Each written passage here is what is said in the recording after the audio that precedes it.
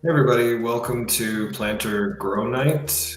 We are going to share a little bit more about indoor food growing and how to do that. If you're just joining us and this is new to you, my name is Cliff Hart. I'm the Virginia community grower for Indoor Garden Market.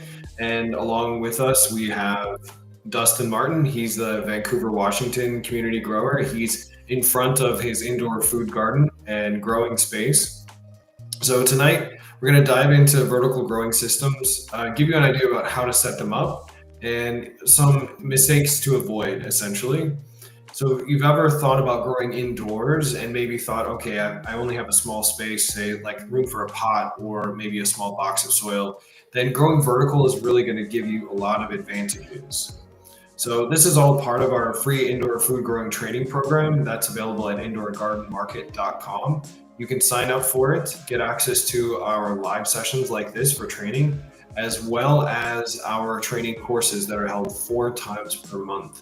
Really helpful. And we also have Indoor Garden Market for systems and supplies to get you started. If you're in the DC area where I live, I do live events that can help you get started growing food indoors year round. And then if you're in Vancouver, Washington, Dustin Martin is your go-to guy for teaching you how to grow these things indoors year round. So we're going to jump over to our first section here.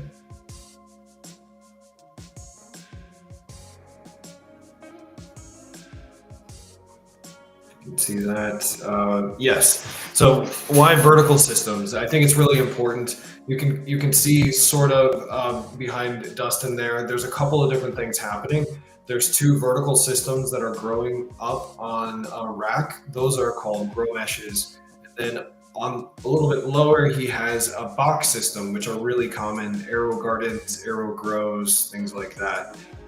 Both have their advantages. We're going to talk about vertical growing and vertical systems. So some of the advantages to growing vertically include maximizing your growing space. It's really great for small homes and apartments or expanding production. So if you wanted to go from growing just a few plants at a time to growing, say, 100 plants in 10 square feet inside of your home or even a city apartment, you could actually do that. It really improves airflow and light exposure. And this works well for soil or hydroponic setups. It's pretty easy to do. So here we've got our hydroponic setups, but you can absolutely do this with multiple levels of a shelving unit inside of your home and just put small pots of soil. But keep in mind the soil is going to grow a lot slower than the hydroponics. Typically, you'll get 30% faster growth with hydroponics, and you're going to get 30% faster regrowth. So you're going to be harvesting from these plants multiple times and harvesting a lot. So next up, we've got our different kinds of systems that you can choose from. And Dustin's got a few in front of him right now. Dustin, let's do a quicker dive into the box systems, and so we'll get a sense of how big those are. I think that's an Aero Grow or Aero Garden he's got there. So does that have 6 or 8 holes, Dustin? This one actually has it has 9 holes. Oh, 9. I like to put 2 or 3 plants in it, just so that they don't fight for nutrients too much unless they're very small. Gotcha. Yeah. So this is a great example of the difference between the horizontal growing and the vertical. So let's jump up to the grow mesh, which is the vertical system, and we'll see.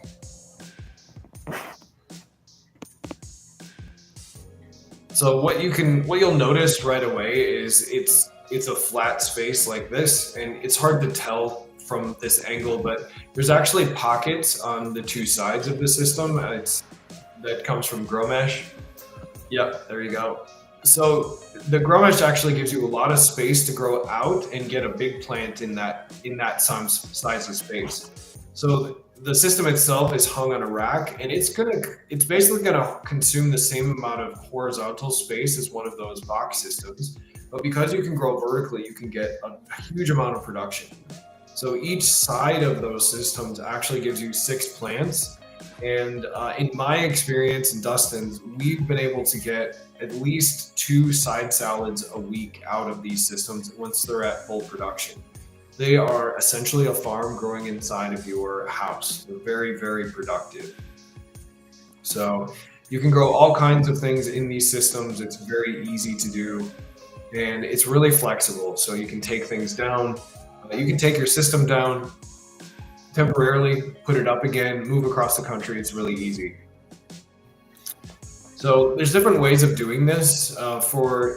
Just to give you a sense of it, you can build your own systems.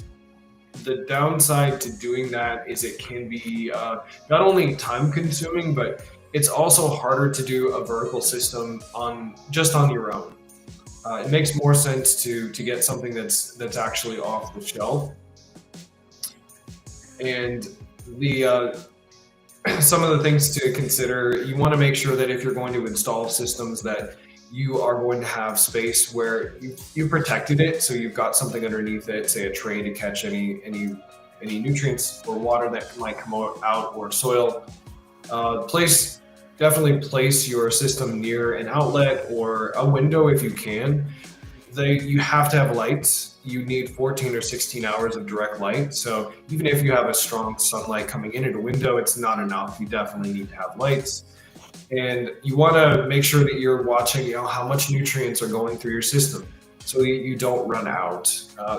Most of the systems we use are really simple. You're going to be able to use 1 gallon of nutrients at a time, and then 1 time per month in the grow mesh, which is what Dustin is showing there. You pour out those nutrients and then pour in a fresh gallon of nutrients. And that's all you really need to do to maintenance and to try and get something going. So makes it really easy to do. These can be done inside of a closet. They can be done in the corner of your room. If you've got a spare bedroom and you wanted to fill it with these systems, you'd have a virtual farm growing year round, even in a city. There's quite a lot of capabilities with these things. So moving on here, some common mistakes to avoid when you're doing this. There's quite a few of them out there, but we're going to highlight just a couple of them for you here. Make sure that you've got a good light distribution. So you've got lights that are, when the seedlings are small, you want them to be close to those plants. As the plants grow out, you can actually pull the lights apart, away from your system, and get good results.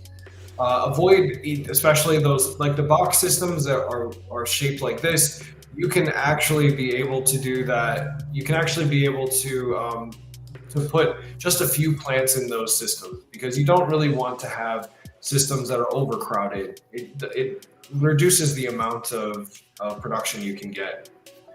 Make sure that if you have a type of, say, a tomato or a cucumber, then you've got to support those plants as they're growing. They get really heavy. Cucumbers are very heavy growing indoors in these systems.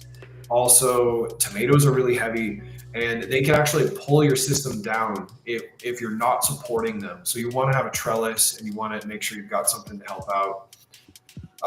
Drainage and airflow is also an issue. However, as long as you're keeping your systems topped up for hydroponics, usually you shouldn't have any issues. So make sure that you're watching the cycle of the plants and understanding where they are. Your greens and herbs are typically going to last about 3 months. So you can do a full cycle of growing for those plants, harvest multiple times from the plants across a year. And in our experience, we've been able to get 75 pounds of greens, herbs, and fruiting plants across a year indoors. So effectively, if you've got 30 plants or 32 plants growing, it is essentially a farm. It's very, very productive. So moving right along here, thanks so much for subscribing and for shouting us out there, Renegade Radar 257. Definitely great to have you in here. Hopefully we can get you growing. Almost done. This is a quick, just a reminder if you're just jumping in here.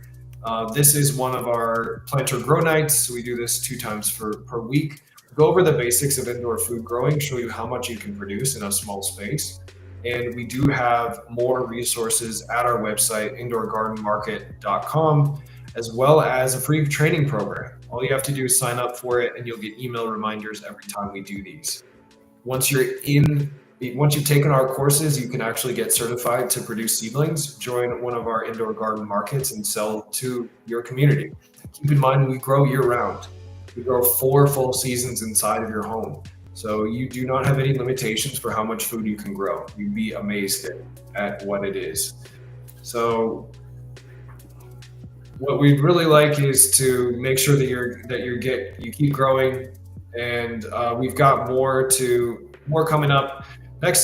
Coming up this week on Wednesday the 7th, we actually have our next grow night is going to be perfecting your harvest, how and when to pick for maximum flavor. And we're going to be able to help you out with the next stages of this process. So if you haven't done so already, our free growing training program is available at the QR code, or you can head over to indoorgardenmarket.com. I'm Cliff. This is Dustin. He was showing off his amazing garden indoors and where he grows most of his greens and herbs and food. And he's got some cucumbers growing there.